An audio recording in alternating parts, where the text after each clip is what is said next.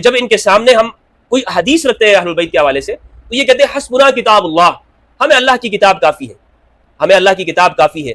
روایتوں کے حوالے سے ان کا رویہ یہ ہوتا ہے، لیکن یہ اپنے مطلب کو ثابت کرنے کے لیے جب ان کا مطلب ہوتا ہے تو یہ ضعیف سے ضعیف روایت کا بھی سہارا لیتے ہیں۔ ان لوگوں نے حد یہ کی ہے کہ اہل البیت علیہ السلام کے بکس کے اندر روایتیں تو گھڑی گھڑی ہیں لیکن جھوٹے گانے بھی گڑے ہیں۔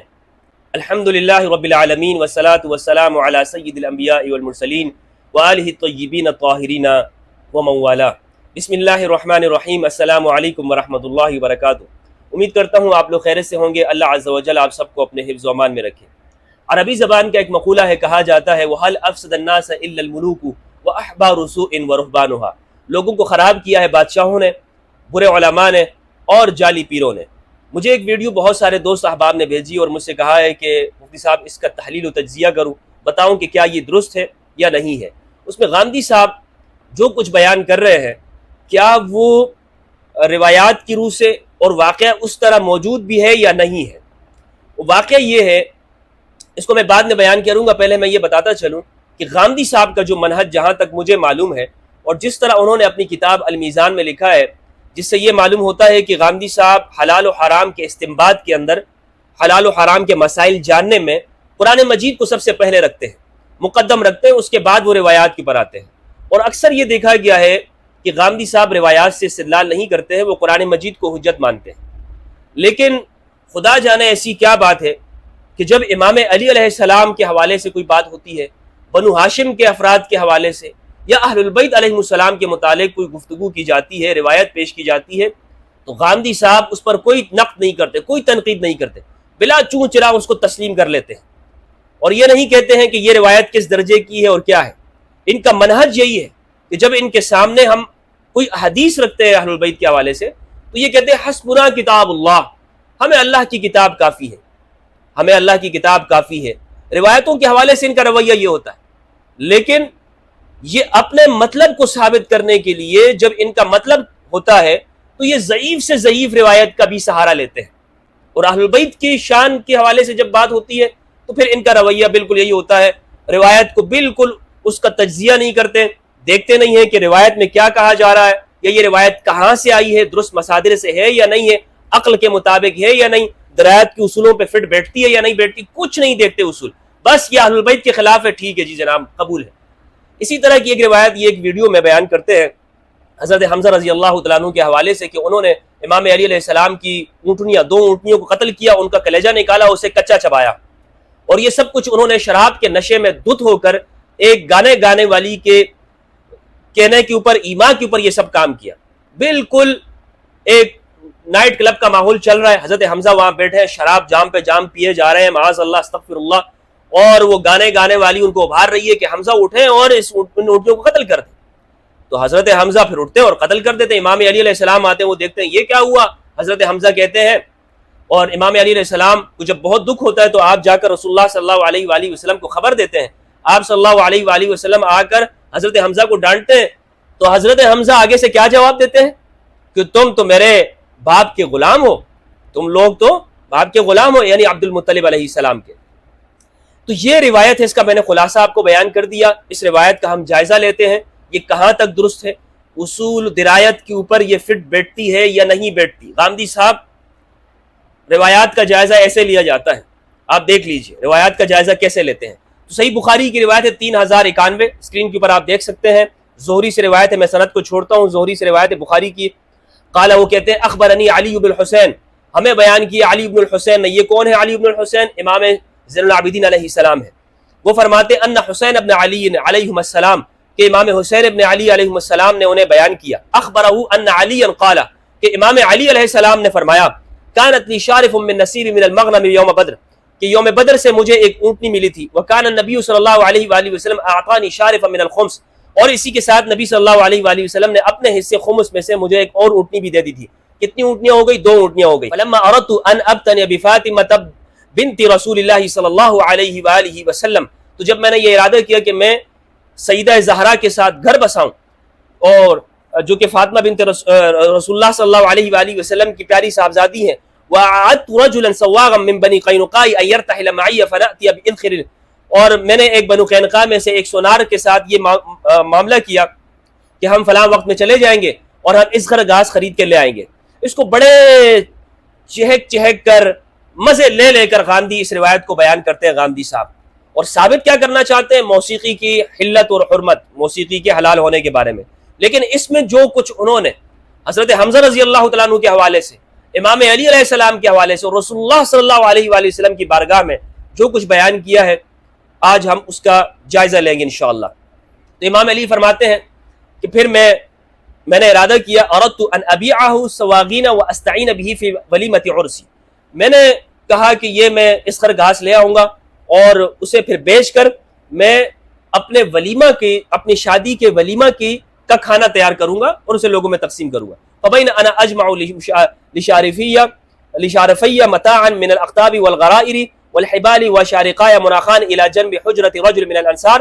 مختصر یہ اسے میں نے انصار کے ایک گھر میں قریب میں باندھ دیا تھا ان دو اونٹنیوں کو. رجعت حين جمعت ما جمعت فاذا شارفایا قد اشتب اسنمتهما وبغضت خواصرهما واخذ من اكبادهما. تو جب میں واپس آیا میں نے دیکھا تو میری وہ دونوں اونٹنیاں، ان کے کوہان کاٹ دیے گئے تھے، ان کے پیٹ چیر دیے گئے تھے اور ان کے کلیجہ نکال لیا گیا تھا، ان کے کلیجے نکال لیے گئے تھے. فلم املک عینی حين رأيت ذلك المنظر منهما، جب میں نے یہ منظر دیکھا، ان دونوں کی حالت دیکھی اونٹنیوں کی، یہ مجھ سے برداشت نہیں ہوا. فقلت من فعل هذا، میں نے پوچھا کس نے یہ کیا ہے؟ فقالوا فعل حمزہ بن عبد المطلب، یہ حمزہ بن عبد المطلب نے کیا، آپ کے چچا نے. وهو في هذا البيت في شرب من الانصار، وہ اس انصار کے گھروں میں بیٹھ کے شراب پی رہے ہیں. فانطلقت حتى ادخل على النبي صلی اللہ علیہ وآلہ وسلم وعنده زید بن حارثہ، میں نبی صلی اللہ علیہ وآلہ وسلم کے پاس آیا اور آپ کے پاس زید بن حارثہ تھے. فعرف النبي في وجهه الذي لقيته، تو میرے چہرے پر نبی صلی اللہ علیہ وآلہ وسلم نے اس غم کے اور دکھ کے آثار دیکھ لیے. تو آپ نے پوچھا مالک، آپ کو کیا ہوا؟ فقلت، میں نے عرض کیا یا رسول اللہ ما رأيتك اليوم قط، میں نے آج کے دن کی طرح برا دن نہیں دیکھا. عدا حمزة على ناقتي فأجب أسنمتهما وبقر خواصرهما وهما هو ذا في بيت معه شرب، اور وہ حمزہ نے اس طرح کیا ہے، کلیجہ نکال لیا وغیرہ وغیرہ اور پی رہے ہیں وہ. فدعا النبي بردائه فارتدى ثم انطلق يمشي وتبعته انا وزيد بن حارث حتى جاء البيت الذي فيه حمزة. پھر نبی صلی اللہ علیہ وآلہ وسلم اس گھر میں تشریف لائے جس میں حمزہ تھے. استأذن فأذنوا لهم، آپ نے اجازت طلب کی، انہوں نے اجازت دی. فإذن هم شرب، وہ شراب کے نشے میں تھے. فتفق رسول اللہ صلی اللہ علیہ وآلہ وسلم يلوم حمزة فيما فعل، نبی صلی اللہ علیہ وآلہ وسلم حضرت حمزہ کے اس فعل کے اوپر ملامت کر رہے تھے کہ تم نے کیا کیا.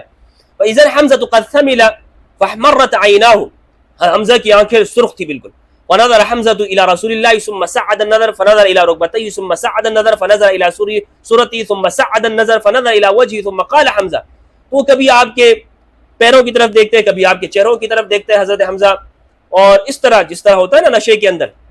اور پھر حضرت حمزہ نے کہا هل أنتم إلا عبيد لأبي، تم نہیں ہو مگر صرف میرے والد کے غلام. فعرف رسول اللہ صلی اللہ علیہ وآلہ وسلم انه قد ثمل فنكس رسول الله على عقبيه القحطراء وخرجنا معه. رسول اللہ صلی اللہ علیہ وآلہ وسلم حضرت حمزہ کی اس حالت کو دیکھ کر سمجھ گئے کہ یہ مدہوش ہے، اور آپ واپس اپنے قدم کے بل واپس چلے گئے. یہ بخاری کی روایت ہے. اس کے راوی کون ہے؟ زہری ہے. اس کے راوی کون ہے؟ زہری ہے. اس روایت میں چند چیزیں ہیں. پہلی جو چیز ہے وہ یہ ہے کہ حضرت حمزہ نے شراب پی، نشہ کیا، اور اس موقع کے اوپر وہ بالکل وہ گانے والی کو بھی دیکھ رہے تھے، سن رہے تھے. اور پھر حضرت حمزہ سے جب آپ صلی اللہ علیہ وآلہ وسلم نے انہیں ملامت کی تو حمزہ نے آگے سے پلٹ کر کیا کہا کہ تم لوگ تو میرے والد کے غلام ہو.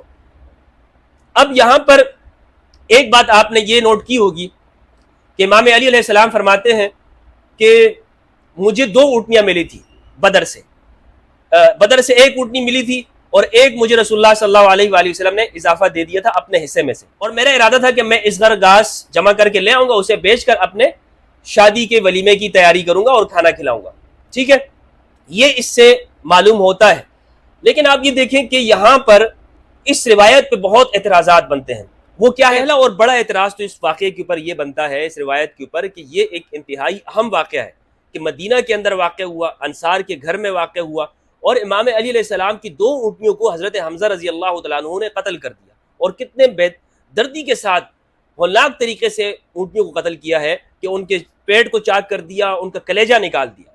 تو یہ واقعہ بہت سارے صحابہ کو معلوم ہونا چاہیے تھا، اس کے راوی زیادہ ہوتے لیکن ہم دیکھتے ہیں کہ نہیں، اس کو صرف اور صرف زہری روایت کرتے ہیں، یہ واقعہ صرف زہری کو معلوم ہے. تو یہ، اور پھر بیان بھی کون کر رہے ہیں؟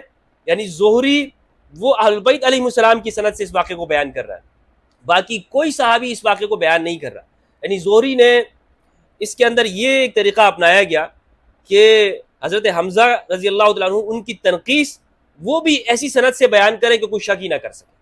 تو یہ معلوم تو ہونا چاہیے تھا کہ بہت سارے صحابہ کو معلوم ہوتا، بہت سارے لوگ اس کو جانتے مدینہ کے اندر، لیکن نہیں، یہ صرف اور صرف معلوم ہوتا ہے کن سے؟ زہری سے اس کو نقل ہوتا ہے. سنن ابو داؤد کی روایت نمبر ہے 2125. ایوب سختیانی سے روایت ہے، وہ اکرمہ سے، وہ ابن عباس سے روایت کرتے ہیں. وہ کہتے ہیں کہ جب امام علی علیہ السلام نے سیدہ زہرا علیہ السلام کے ساتھ شادی کی تو نبی صلی اللہ علیہ وآلہ وسلم نے امام علی سے فرمایا کہ اعطها شیئا، ان کو کچھ دے دیجئے، یعنی مہر دے دیں. تو امام علی نے اس موقع پہ فرمایا ما عندی شیء، میرے پاس کچھ نہیں ہے. قال این درعک الحطمیہ، تمہاری وہ حطمی درع کہاں ہے، زرہ کہاں ہے؟ حطمی، حطمی ایک علاقہ تھا، یا وہاں کے لوگ زرہ کو بناتے تھے اور اسی نام کے اوپر اس زرہ کا نام رکھا گیا، ان لوگوں کے نام کے اوپر، یعنی ایک برانڈ تھا اس زمانے میں. تو امام علی فرماتے ہیں میرے پاس کچھ بھی نہیں ہے. ابو داؤد کی اس روایت سے معلوم ہوتا ہے، اور یہ اکثر صحابہ نے نقل کیا ہے، کہ شادی کے وقت میں امام علی علیہ السلام کے پاس کچھ بھی نہیں تھا. نوٹ کیجئے، اس روایت سے اور دیگر روایتوں سے معلوم ہوتا ہے کہ کچھ بھی نہیں تھا امام علی علیہ السلام کے پاس کہ وہ دے دیں. لیکن یہ بخاری کی اس روایت سے جو کہ زہری سے مروی ہے، اس سے معلوم ہوتا ہے کہ ولیمے کے وقت بھی امام علی علیہ السلام کے پاس 2 اونٹنیاں موجود ہیں. کیا ہے؟ 2 اونٹنیاں موجود ہیں. اب یہ روایت آپس میں تعارض ہے. یہاں پر امام علی نے فرمایا ما عندی شیء، میرے پاس کچھ بھی نہیں، حالانکہ 2 اونٹنیاں موجود ہیں. اور آپ صلی اللہ علیہ وآلہ وسلم نے فرمایا وہ جو زرہ تھی تمہارے پاس اس کو بیچ دو. اگر یہ اونٹنیاں اس موقع پر ہوتی آپ صلی اللہ علیہ وآلہ وسلم نے جو دی تھی اور جو امام علی کی تھی، تو امام علی فرماتے میرے پاس اونٹنیاں ہیں. اور آپ یہ یاد رکھیے گا کہ جنگی ساز و سامان کو انسان مشکل میں بھی نہیں بیچتا ہے، کیونکہ جنگ کا ماحول ہے اور یہ بدر کے بعد کا واقعہ ہے. تو اس کے بعد پھر احد ہونے والا ہے، اور معلوم ہے کہ ابھی حالات اتنے مناسب نہیں ہیں، جنگی ساز و سامان کو بیچا نہیں جاتا ہے. بہت مجبوری ہوتی ہے ہمارے بھی، اگر حالات اس طرح سے ہوں آپ لوگوں کے، تو ہم اپنا قیمتی سامان بعد میں بیچتے ہیں اور اس چیز کو بیچتے ہیں جو اضافی ہوتی ہے، اس چیز کو بیچتے ہیں جو اضافی ہوتی ہے. مثلا آج اگر میرے پاس ایک گاڑی ہے اور میرے پاس گھر میں سونا رکھا ہو، تو میں کیا چیز بیچوں گا؟ میں اس سونے کو نکال کر وہ بیچ دوں گا. کسی کے پاس بھی ہوتا ہے، ہمارے سب لوگ یہی کرتے ہیں اپنے مشکل حالات میں، وہ بیچتے ہیں جس میں کم سے کم نقصان ہوتا ہے اور زیادہ زیادہ فائدہ ہوتا ہے. امام علی علیہ السلام، جنگ کا ماحول ہے، اس موقع پر یعنی زرہ بیچیں گے، یہ اس روایت سے بالکل مخالف ہے. روایت سے معلوم ہوتا ہے کہ امام علی علیہ السلام کے پاس شادی کے موقع پر کچھ بھی نہیں تھا، کچھ بھی نہیں تھا. اور اس روایت سے معلوم ہوتا ہے کہ 2 اونٹنیاں موجود تھیں. پہلی جرہ اس کے اوپر یہ ہے، اس کے اوپر نقد یہ ہے کہ جس سے یہ روایت کیا ہے، یہ ٹکراتی ہے اور یہ اصول کے خلاف ہے. دوسری جو چیز ہے وہ یہ ہے، یہ روایت نقل ہے زہری سے، اور زہری کا میں بارہا بتا چکا ہوں کہ زہری جو ہے اہل البیت علیہ السلام اور خصوصاً بنو ہاشم کے بیان کے اندر، کہ جہاں بنو ہاشم کا کوئی بیان ہوگا، کوئی واقعہ بیان ہوگا، وہاں پر زہری مقبول نہیں ہے، زہری مقبول نہیں ہے. یعنی جہاں پر اہل البیت علیہ السلام کے خلاف بات ہوگی یا بنو ہاشم کے خلاف، یا اس میں سے بنو ہاشم کی کوئی مذمت نکل رہی ہوگی یا ان کی تنقید ثابت ہو رہی ہوگی، اس میں ہم زہری کو قبول نہیں کریں گے. اس کی وجہ کیا ہے؟ وجہ یہ ہے کہ زہری کا تعلق بنو امیہ کے ساتھ ہے. بنو امیہ کا خصوصی فرد ہے زہری، خصوصی ان سے تنخواہ لیتا ہے، قرضے معاف کراتا ہے، اپنے اوپر جو دیون اس کے اوپر چڑھے ہوئے ہیں، قرضے چڑھے ہوئے ہیں. زہری قرضوں میں ڈوبا ہوا تھا. ہشام بن عبد الملک نے اس کے قرضے ادا کیے ہیں، عبد الملک بن مروان نے اس کے قرضے ادا کیے ہیں، اور عبد الملک نے اعلان کروایا ہے کہ یہ سب سے بڑا حافظ حدیث ہے. اب میں اس کے آپ کے ثبوت دیتا ہوں. سب سے پہلی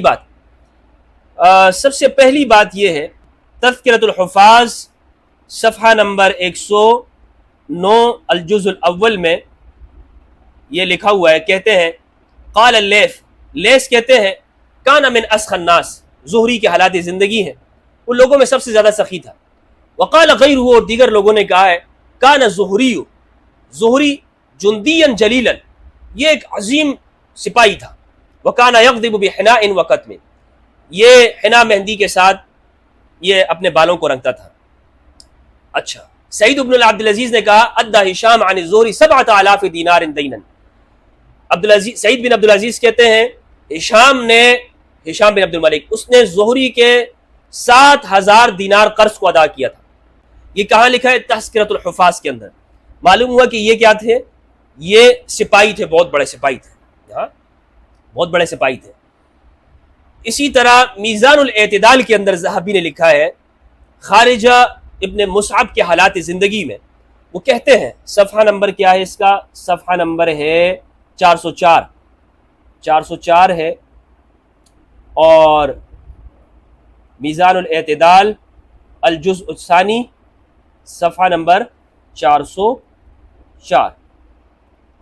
کیا لکھتے ہیں اس میں؟ لکھتے ہیں خارجہ ابن زید کہتے ہیں قدمت علی الزہری، میں زہری کے پاس آیا، وہو صاحب شرطۃ بن امیہ، یہ بن امیہ کے پولیس کے آدمی تھے، انسپیکٹر تھے یوں کہہ سکتے. فرأیتہ رکب وفی یدیہ حربۃ وبین یدیہ الناس فی ایدیہم الکافرکوبات، تو میں نے ایسے دیکھا زہری کو، اس کے ہاتھ میں نیزہ تھا اور اس کے سامنے لوگ جا رہے تھے اور ان کے ہاتھوں میں کافر کوبات تھے. کافر کوبات کہتے ہیں ڈول، اور جو ڈول بجانے کے اسٹک ہوتے ہیں، ڈنڈے، وہ تھے. فقلت، میں نے کہا قبح اللہ ذا عن عالم فلم اسمع منہ، اللہ اس آدمی کو رسوا کرے، اور میں نے پھر اس سے کچھ نہیں سنا. میں نے دیکھا بھائی یہ پولیس کا آدمی اور یہ کام کر رہا ہے، لوگوں نے تو بڑا مشہور کیا ہوا ہے، محدث ہے وغیرہ وغیرہ، اور تو میں نے اس کے بارے میں یہ چیز سنی. یہ ہے جناب میزان الاعتدال کے اندر. امام زمخشری رحمہ اللہ نے تفسیر کشاف کے اندر سورہ ہود کی آیت نمبر 113 میں وَلَا تَرْكَنُوا إِلَى الَّذِينَ ظَلَمُوا فَتَمَسَّكُمُ النَّارُ وَمَا لَكُم مِّن دُونِ اللَّهِ مِنْ أَوْلِيَاءَ ثُمَّ لَا تُنصَرُونَ، اس کی تفسیر میں کہ ظالموں کے سامنے مت جھکو، ظالموں کے لیے مت جھکو، ان کے تابعداری مت کرو ورنہ تمہیں جہنم کی آگ پکڑ لے گی. اس کی تفسیر میں زمخشری رحمہ اللہ لکھتے ہیں وَلَا تَرْكَنُوا وَلَمَّا خَالَتَ الزُّهْرِيُّ السَّلَاطِينَ، جب زہری بادشاہوں کے ساتھ مل گیا، كَتَبَ إِلَيْهِ أَخٌ لَهُ فِي الدِّينِ، تو ان کے ایک دینی بھائی نے ان سے لکھا عَافَانَ اللَّهُ وَإِيَّاكَ أَبَا بَكْرٍ من الفتن فقد اصبحت بحال ينبغي لمن عرفك ان يدعو لك الله يرحمك اصبحت شيخا كبيرا. تو ان کے بھائی نے ان سے لکھا، تو وہ کہتے ہیں ابو بکر اللہ تجھے فتنوں سے بچائے اور مجھے بچائے، تو تیری حالت ایسی ہو گئی ہے کہ تجھ پر دعا کرنی چاہیے، تیرے لیے رحم مانگنا چاہیے، تو بوڑھا آدمی ہو گیا ہے. وقد اثقلتك نعم الله بما فهمك الله من كتابه وعلمك من سنت نبيه، تجھے لگتا ہے کہ جو علم تجھے ملا ہے اور جو سنت کا علم تیرے پاس ہے وہ تجھ پہ بہت بھاری ہو گیا ہے. وَلَيْسَ كَذَلِكَ أَخَذَ اللَّهُ الْمِيثَاقَ عَلَى الْعُلَمَاءِ قَالَ اللَّهُ سُبْحَانَهُ، اللہ نے علماء سے میثاق لیا ہے. اللہ سبحانہ وتعالیٰ فرماتے ہیں لِتُبَيِّنَهُ لِلنَّاسِ وَلَا تَكْتُمُونَهُ، اس نے آیت پڑھی سورہ آل عمران کی آیت نمبر 187 کہ لوگوں کو بیان کرو، اس کو چھپاؤ مت، حق کو مت چھپاؤ. زوری حق کو چھپاتا ہے، اسی لیے یہ آیت لکھی.